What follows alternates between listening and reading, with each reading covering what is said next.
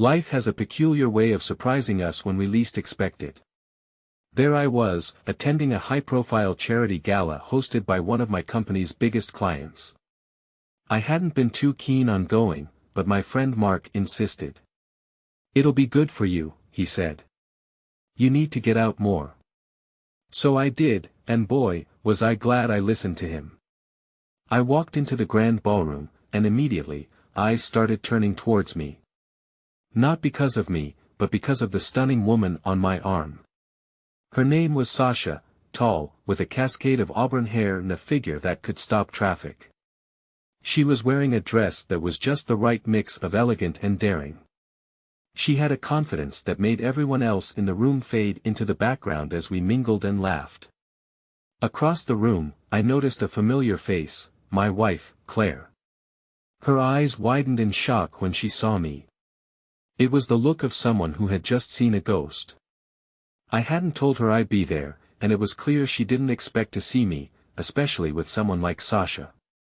Claire excused herself from her group and strode over, her eyes never leaving Sasha. Her face twisted into a scowl, and without even acknowledging me, she turned to Sasha and spat out, "How can you sleep with that man? He's weak in bed and a loser in life." The room went silent, every eye now focused on our little trio. Sasha didn't flinch. Instead, she looked Claire up and down and, with a calm but loud enough voice, replied, "Security, who let this cheap, in here?" The crowd gasped, and within seconds, a couple of security guards appeared. Claire's face turned red with a mix of rage and embarrassment. She tried to regain her composure, but Sasha wasn't done. She smirked and added, "Next time you want to insult someone, make sure you're not standing on shaky ground."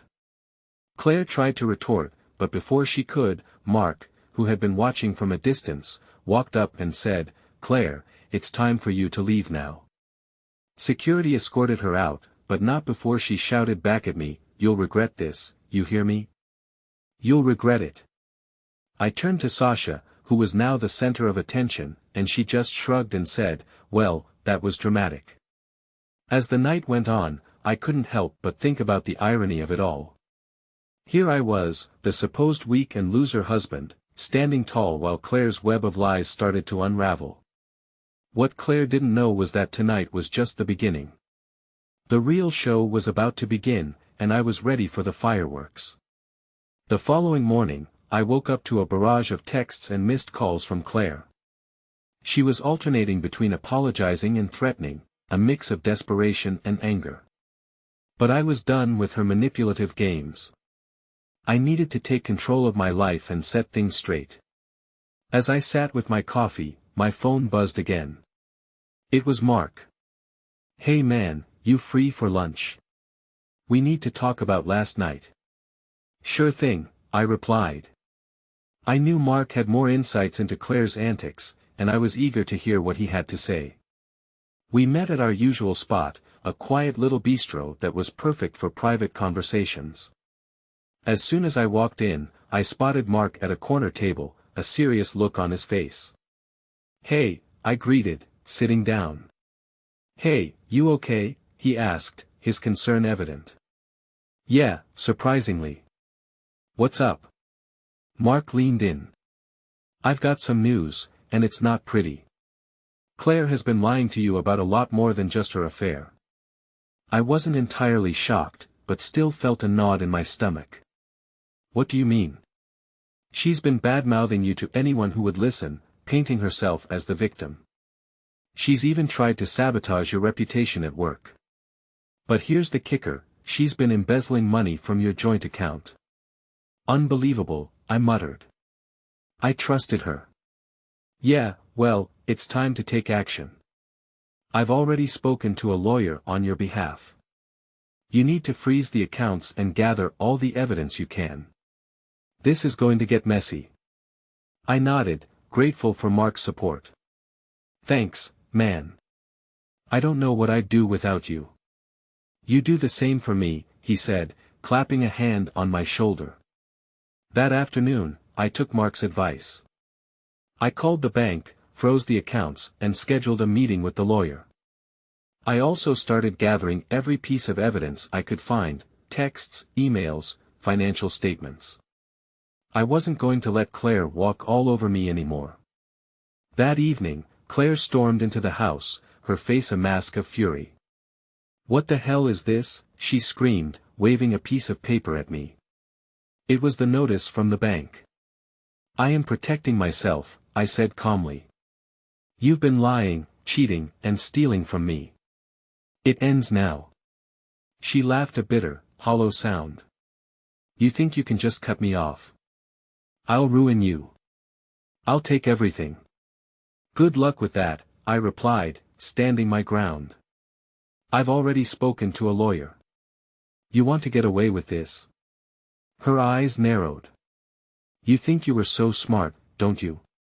Well, you are going to regret this. You have no idea what I am capable of." As she stormed out of the house, I felt a strange sense of relief. The battle was far from over, but I was ready for it. Claire had shown her true colors, and now it was my turn to fight back. The days that followed were a whirlwind of legal meetings, bank visits, and sleepless nights. Mark was a rock, always by my side, ensuring I had everything I needed. The lawyer, a sharp and formidable woman named Laura, was relentless in her pursuit of justice on my behalf. One afternoon, while sorting through old documents in the attic, I stumbled upon an old box of memories. Inside were pictures of happier times, mementos from vacations, and letters from Claire. As I sifted through them, I found a crumpled piece of paper tucked at the bottom. It was a handwritten note from someone named Jake, detailing a passionate night he shared with Claire. My hands trembled as I read it. This was dated years ago, long before her recent escapades. I took a deep breath and decided it was time for a real confrontation. I called Claire and told her to come home. "We need to talk," I said, my voice firm. When she arrived, her face was set in a defiant scowl. "What now?" she snapped. "I found this," I said, holding up the note from Jake. "How long have you been lying to me?" Her eyes widened, but she quickly regained her composure. "That was a long time ago. It's nothing. Nothing. You've been betraying me for years, Claire. How many others were there?" She crossed her arms, her expression cold. "Does it matter? We are over. Just give me what I am owed, and I'll be out of your life." "What you are owed?" I laughed bitterly. "You've taken enough. This ends now." Just as things were about to escalate, the doorbell rang. It was Sasha, the stunning woman from the gala, along with a couple of police officers. "Is everything all right here?" one of the officers asked, glancing between Claire and me. "Actually, officer, I'd like to file a report," I said, my voice steady. "I have discovered that my wife has been embezzling money from our joint account." Claire's face turned white. "You can't prove that," she hissed. "I can and I will," I replied, handing the officers a folder with all the evidence Mark and I had gathered. Sasha stepped forward, her presence commanding attention. "Claire, it's over. You need to leave now." Claire looked like she wanted to argue, but the presence of the police officers made her think twice. She grabbed a few belongings and stormed out, her parting words dripping with venom. "This isn't over. You'll regret this, all of you." As the door slammed shut behind her, I felt a huge weight lift off my shoulders. Sasha turned to me, a reassuring smile on her face. "You did the right thing. Now it's time to rebuild." Over the next few weeks, things slowly began to fall into place. The court froze Claire's accounts and initiated proceedings to recover the stolen funds. Laura was confident that we had a strong case, and Mark continued to be my steadfast ally through it all. One evening, as I sat on my porch with Sasha, I felt a sense of calm wash over me. "Thank you for everything," I said, looking into her eyes. She smiled, her hand resting on mine. "You are stronger than you think. This is just the beginning of a new chapter." As we sat there watching the sunset, I realized that despite all the pain and betrayal, I was ready to move forward. Claire's lies had been exposed, and now it was my turn to find happiness and peace. The weeks following Claire's dramatic exit were a blur of court appearances, depositions, and endless paperwork. Each new revelation about her deceit felt like a fresh wound, but I was determined to see this through. With Mark and Sasha by my side, I knew I could handle whatever came next. One afternoon, I received a call from Laura. "I have some news," she said. "It's about Claire. You might want to sit down for this." I braced myself. "What is it?" "We've discovered that Claire wasn't just embezzling money from you. She has been involved in a larger scheme, defrauding several other people as well. This is bigger than we initially thought." I felt a mix of shock and anger. How did we not see this sooner? "She covered her tracks well," Laura explained. "But now that we have the evidence, we can pursue additional charges. This will strengthen your case significantly." The news was both a relief and a burden. Claire's betrayal was deeper than I had imagined, but it also meant she was facing serious legal consequences. That evening, as I was sorting through more documents, I found an old diary of Claire's. I hesitated, then opened it. The entries painted a picture of a woman who had been unhappy for a long time, but instead of seeking help or ending things amicably, she chose deceit and betrayal. One entry caught my eye. "Jake makes me feel alive in a way I haven't felt in years, but it's not just about him. It's the thrill of it all, the secrets, the lies. It's intoxicating. I know it's wrong, but I can't stop." Reading her words felt like a punch to the gut. She wasn't just unhappy, she was addicted to the chaos she created. It was clear that Claire had been on a self-destructive path for years, dragging me down with her.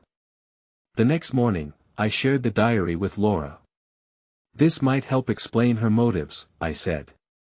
Laura nodded. "It's damning, but it also shows a pattern of behavior that will support your case. We'll use this as the court date approached." I felt a mixture of anxiety and determination. Claire had tried to break me, but I was still standing, and now I had to face her one last time. The day of the hearing, the courtroom was packed. Claire sat across from me, her face a mask of defiance. When she saw the stack of evidence against her, including the diary, her bravado faltered. The judge listened intently as Laura presented our case. When it was Claire's turn to speak, she tried to play the victim, but it was clear the evidence was overwhelming. "I never meant to hurt anyone," she said, tears streaming down her face. "I was lost and I made terrible choices, but I love my husband and I want to make things right." I felt a pang of sadness for the woman I once loved, but I couldn't let her lies sway me. The judge, seeing through her act, delivered a stern verdict. Claire was ordered to repay the embezzled funds and was sentenced to community service and probation. As we left the courtroom, I felt a sense of closure. It wasn't a perfect victory, but it was a step towards reclaiming my life. Later that night, I met Mark and Sasha at our favorite bar. We raised our glasses in a toast to new beginnings. "To moving forward," Mark said, clinking his glass against mine.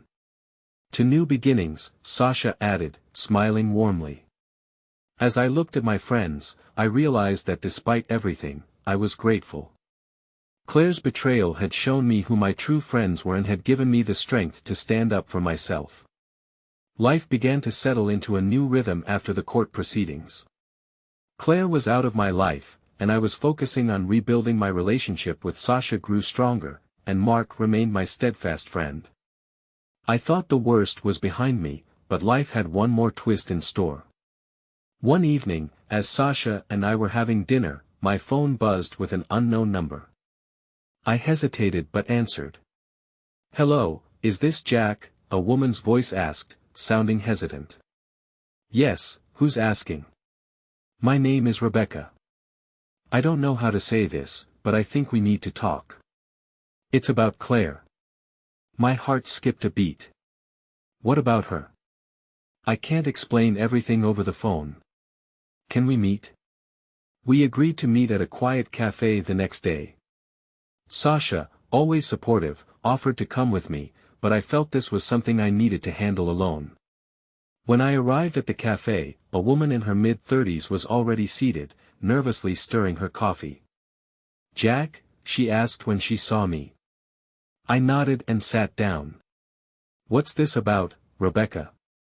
Rebecca took a deep breath. "I am Claire's sister." My mind raced. Claire had never mentioned a sister. I didn't know she had a sister. "There's a lot you don't know about Claire," Rebecca said softly. "We were estranged for many years. I didn't even know she was married until recently, but there is something you need to know, something she's been hiding from everyone." Rebecca's story was shocking. Claire had been married before, twice, in fact.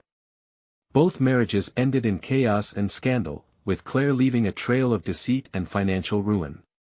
She had changed her name and moved across the country to start anew each time, erasing her past like it never existed. "I'm so sorry," Rebecca said, tears in her eyes. "I didn't want to believe it, but when I heard about what happened to you, I had to come forward. I wanted to warn you, to help you understand who she really is." I was stunned. Claire's history of manipulation and deceit ran deeper than I ever imagined. "Why are you telling me this now?" "I've tried reaching out to her, but she won't talk to me. I wanted to warn you, to help you understand who she really is." After our meeting, I felt a whirlwind of emotions. I shared everything with Sasha and Mark that evening. They were both as shocked as I was. "This changes everything," Mark said, shaking his head. "She's a professional con artist." Sasha nodded. "We need to find a way to use this information. It could help your case and protect others." I reached out to Laura, my lawyer, and explained the situation. She was astounded by the new information. "This is huge, Jack. If we can prove her history, it'll not only strengthen your case but also prevent her from doing this to anyone else." The next few weeks were spent gathering evidence of Claire's past. Rebecca provided old photos, letters, and even court documents from Claire's previous marriages. Laura was meticulous, piecing together the timeline of Claire's deceitful life. Finally, we had enough to reopen the case. Claire was summoned back to court, and this time, the evidence was irrefutable. The judge was appalled by her history and doubled her financial restitution. Claire was also ordered to undergo psychological evaluation and counseling. As we left the courtroom, Rebecca approached me. "Thank you for listening and believing me," she said. "I am sorry for everything you've been through." "Thank you for coming forward," I replied. "It couldn't have been easy." Rebecca smiled faintly. "It was the least I could do." With the court case finally behind me, I felt a sense of peace. Claire's true nature had been exposed, and justice was served. As I looked at Sasha and Mark, I knew I had the support and love to move forward. Claire's true nature exposed and the court case finally behind me, I began to feel a sense of relief. It was time to move forward and leave the past behind. But life had other plans. One evening, as Sasha and I were enjoying a quiet dinner at home, my phone buzzed with a message from an unknown number. "Jack, it's Neil. We need to talk. It's about Claire." Neil. The name didn't ring a bell immediately. I showed the message to Sasha, who looked as puzzled as I felt. "Who could this be?" she asked. "I have no idea," I replied. "But it sounds important." We agreed to meet at a local park the next day. When I arrived, a tall man with a serious expression was waiting for me. "Jack?" he asked, extending his hand. "Yes, and you are?" "I am Neil. Claire and I were involved a long time ago." My mind raced. Rebecca had mentioned Claire's previous marriages, but meeting one of her ex-husbands in person was surreal. "What do you want to talk about?" Neil took a deep breath. "I went through something similar with Claire. She left me in ruins, just like she did with you. But there's more you need to know." Neil explained that after Claire left him, she had manipulated and deceived several other people.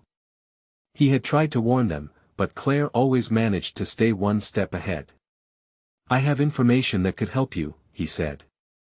"Evidence that Claire has been running these cons for years." We sat on a park bench as Neil showed me documents, emails, and photos that painted a chilling picture of Claire's manipulative behavior. "Why are you helping me?" I asked, still trying to process everything. Neil looked down, his expression somber. "Because I don't want anyone else to suffer like I did. Claire destroys everything she touches. If we work together, we can make sure she can't hurt anyone else." I agreed to work with Neil, knowing that his information could be invaluable. Over the next few weeks, Neil and I dug deeper into Claire's past. We found more victims, each with their own heartbreaking stories of betrayal and deceit. It was clear that Claire's manipulative behavior was far-reaching and devastating. During this time, my bond with Sasha grew even stronger. She was my rock, always there to support and encourage me. Mark, too, remained a constant source of strength and friendship. Together, we formed a small but determined team committed to exposing Claire's true nature. One day, as we were piecing together the final bits of evidence, I received a call from Laura. "Jack, you're not going to believe this," she said, her voice excited. "We found a way to bring criminal charges against Claire. With Neil's evidence and the testimonies of her other victims, we can build a solid case." It was the breakthrough we had been hoping for. Laura moved quickly, filing the necessary paperwork to reopen the case and pursue criminal charges. Claire was arrested and charged with multiple counts of fraud and embezzlement. The trial was intense, with Claire trying every trick in the book to avoid conviction, but the evidence was overwhelming. Neil testified along with several other victims, painting a damning picture of Claire's deceitful life. The jury found her guilty on all charges. Claire was sentenced to several years in prison, and I felt a huge weight lift off my shoulders. Justice had been served, and Claire could no longer hurt anyone else. After the trial, Neil and I met one last time. "Thank you," I said, shaking his hand. "I couldn't have done this without you." Neil smiled faintly. "We did this together. And hopefully, this will bring some closure to all of Claire's victims." As I walked away, I felt a sense of peace. Claire's reign of terror was over, and I could finally start to rebuild my life. With Sasha and Mark by my side, I was ready to embrace a new chapter. Life slowly began to regain a sense of normalcy. Sasha and I grew closer, our bond strengthening with each passing day. Her unwavering support and love had been my anchor through the storm, and now we could focus on our future together. One sunny Saturday morning, Sasha suggested we take a trip to the coast. "We need a break," she said, her eyes sparkling with excitement. "Let's get away for a weekend and just relax." I couldn't agree more. We packed our bags and headed to a charming seaside town. The salty breeze, the sound of the waves crashing against the shore, and the feeling of sand beneath our feet were exactly what we needed. We spent our days exploring quaint shops, dining at local seafood restaurants, and simply enjoying each other's company. One evening, as we watched the sunset over the ocean, Sasha turned to me, her expression thoughtful. "Jack, what do you want to do next? Now that everything with Claire is behind you, what are your dreams?" Her question took me by surprise. For so long, my life had been consumed by the chaos Claire had caused. I hadn't taken the time to think about my own aspirations. I took a deep breath and considered her question. "I have always wanted to start my own business. I have a passion for interior design and I've dreamed of opening a boutique firm that focuses on sustainable and eco-friendly designs." Sasha's eyes lit up. "That's an amazing idea. You should go for it. I'll support you every step of the way." Her enthusiasm was infectious, and for the first time in a long while, I felt a spark of excitement about the future. When we returned home, I started to put my plans into action. With Sasha's help, I created a business plan, secured a small loan, and began setting up my own interior design firm. Meanwhile, Mark, ever the loyal friend, was there to lend his expertise. He had a background in marketing and helped me develop a brand identity that resonated with potential clients. Together, we built a website, designed promotional materials, and networked with local businesses. The support I received from Sasha and Mark was invaluable. My firm, Green Spaces Design, quickly gained traction. Clients were drawn to our commitment to sustainability and our innovative design solutions. I poured my heart and soul into each project, finding fulfillment in creating beautiful, environmentally friendly spaces. One day, as I was working on a particularly challenging project, I received a call from Youll. "Hey Jack, how is everything going?" "Things are great, Youll. I've started my own business, and it's really taking off." "That's fantastic to hear. I am calling because there's an opportunity one think you'd be perfect for. I have been working with a non-profit that focuses on building sustainable housing for low-income families. They are looking for a designer with your skills and passion. I think you'd be a great fit." I was intrigued. "Tell me more." Youll explained that the non-profit, Eco Homes, was dedicated to creating affordable, eco-friendly housing solutions. They needed someone to lead the design team and oversee the projects. It sounded like the perfect fit for my interests and values. "I'm in," I said without hesitation. This sounds like an incredible opportunity. Joining Eco Homes was a game changer. I balanced my time between my firm and the non-profit, finding immense satisfaction in using my skills to make a positive impact on the community. Working with Youll and the dedicated team at Eco Homes, we transformed lives one sustainable home at a time. As the months passed, I realized how much I had grown and changed. The turmoil of the past was behind me, and I was thriving in ways I never thought possible. Sasha and I were stronger than ever, and I had found a renewed sense of purpose in my work. One evening, as Sasha and I sat on the porch of our new home, she turned to me with a contented smile. "We did it, Jack. We created something beautiful." I wrapped my arm around her, feeling a deep sense of fulfillment. "We did it together, and this is just the beginning." Lily, now a curious toddler, toddled over to us, her eyes wide with wonder. She reached up to be held, and as I lifted her into my arms, I felt a profound sense of gratitude. Our journey had been filled with unexpected twists and turns, but it had led us to this moment, a life filled with love, purpose, and endless possibilities. As the days turned into months and the months into years, our lives continued to be filled with new adventures and cherished memories.